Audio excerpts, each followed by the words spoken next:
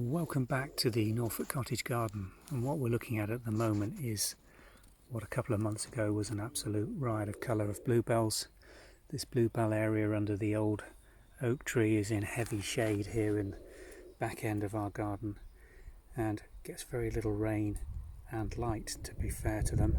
It's one of the few things that really thrives in this dry, arid area of our garden. It's not looking too arid at the moment because we've had 2 days of rather torrential rain. But what we're going to do today is just show you these bluebells now that they've finished. And we're in the middle of July, and what we've got in here, if we can just focus in, is a wonderful crop of bluebell seeds. Now these are ready for collection or sowing when they're in this shiny black condition and the pods have split open.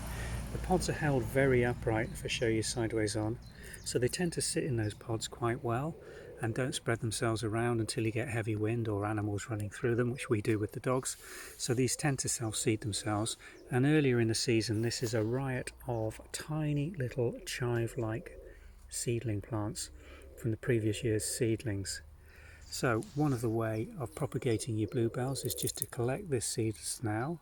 You can either pull the whole things up out of the ground, and when they're ready they just lift off the bulbs and can be transported in an upright position to where you want to scatter the seeds, and they can just be scattered straight out of the seed pods into an area of soil that you want your bluebells to come out with.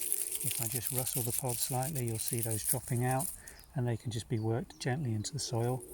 Now they will not propagate immediately this year, they will sit there over winter, and there's something in the cold that tends to stimulate these seeds to germinate, and they will come up next spring, grow like little chive plants, and then die at this stage under the ground completely.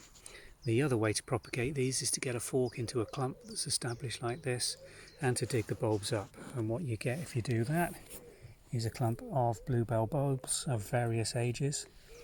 That's one of the biggest type that you'll get. That's probably 4 or 5 years old, and these ones are probably 2, 3 and 4 year old bulbs.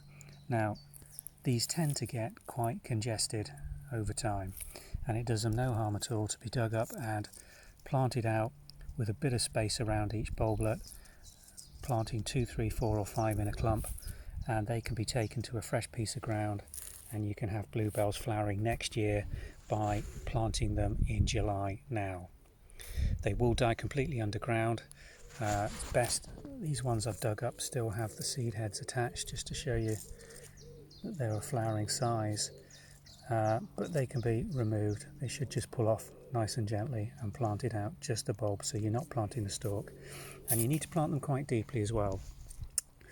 The general guide tends to be at least 3 times the height of the bulb below the soil level, but we find our bluebells here do better if they're around 6 inches depth.